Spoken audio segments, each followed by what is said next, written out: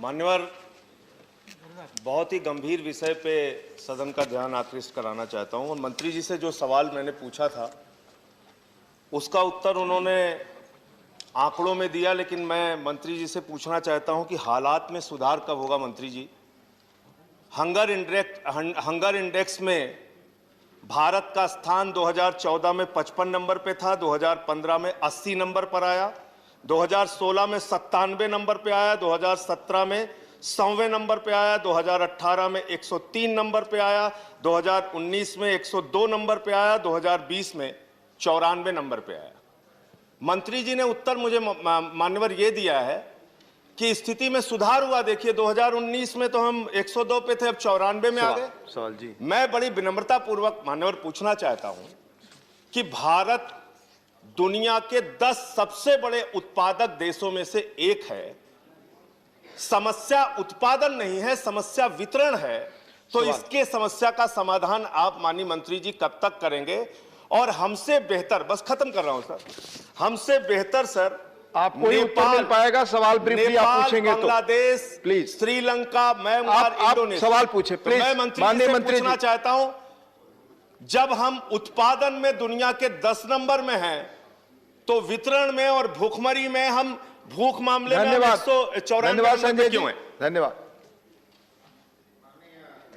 सभापति महोदय, इस सवाल का उत्तर में जो फिगर में माननीय सदस्य जी ने बताया कि सुधार है, वो मैंने दिखाया है और उन्होंने माना भी है।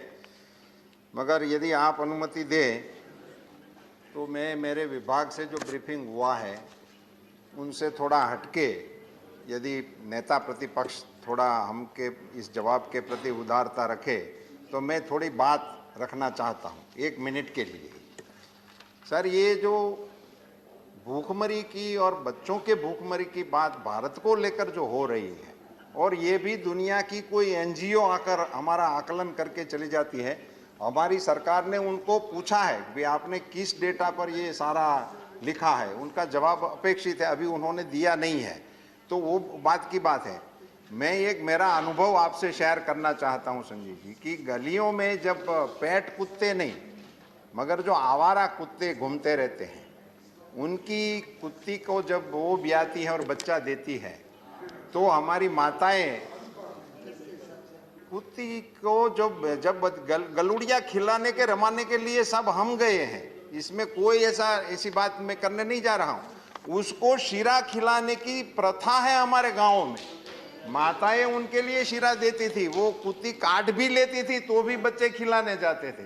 तो जिस देश में मैं वही उसी पे ये मैंने साहब से अनुमति लेके मैं लंबा जवाब देना नहीं चाहता था, मैं लंबा जवाब भी नहीं देना चाहता था। मैं ये बताना चाहता हूँ, इस देश में ऐसे बच्चों की समस्या का भी समाधान जिस समाज में हो, वहां बच्चे भूखे रहने का आकलन और कोई करके दे, उसके प्रति बहुत संवेदनशीलता से हमें देखना नहीं चाहिए। रही बात मेरे कृषि मंत्रालय की ओर से, मैं आपको बताना चाहूंगा सर कि हमारे देश में जो भाई साहब ने भी बताया कि कोई उत्पादकता की कमी नहीं है, स्टॉक भी हमारे पास इतना है सर। मैं आपको फिगर से भी बताना चाहूँगा, अभी की उपलब्धता जो हमारे पास है 529.59 लाख टन हमारे पास बफर स्टॉक है। हमें रखना कितना चाहिए था सर? 214 लाख टन। इसके डबल हमारे पास स्टॉक है, तो खाने की समस्या नहीं है। मैं आपके संज्ञान से माननीय सभासद को और माननीय इस महान ग्रह के सामने एक बात रखना चाहता हूं कि ये जब पहली बार भूखमरी के आकलन की मैंने डिटेल में चर्चा की, तो जो बड़े हट्टे कट्टे बच्चे हो जाते हैं ना, वो भी सर इसमें गिने जाते हैं। जिसके घर में बहुत ज्यादा खाने पीने का होता है वो भी उसी में माने जाते हैं। मैं आपकी जानकारी के लिए शेयर कर रहा हूं। मैं प्लीज मैं आपसे साहब ये बताना चाहता हूं कि इसके चलते इन सारी चीजों को समाज में अवेयरनेस हो, इसके चलते जागृति हो, खान पान के व्यवहार में जागृति आवे, इसके लिए हमारी बहुत ही डायनेमिक मिनिस्टर श्रीमान स्मृति जी ने पूरे देश में एक जन आंदोलन चलाया और मुझे कहते हुए गर्व हो रहा है सर, 13 करोड़ इवेंट पूरे भारत में किए, 13 करोड़ इवेंट। धन्यवाद। ये कोई धन्यवाद। छोटी बात नहीं है। माननीय तो मंत्री जी, मेरा धन्यवाद। माननीय सदस्य से अनुरोध है धन्यवाद। कि समाज में जागृति करके इस समस्या के साथ धन्यवाद। हम सब साथ आप मिलकर कृपया लड़ें। आपस में बात ना करें।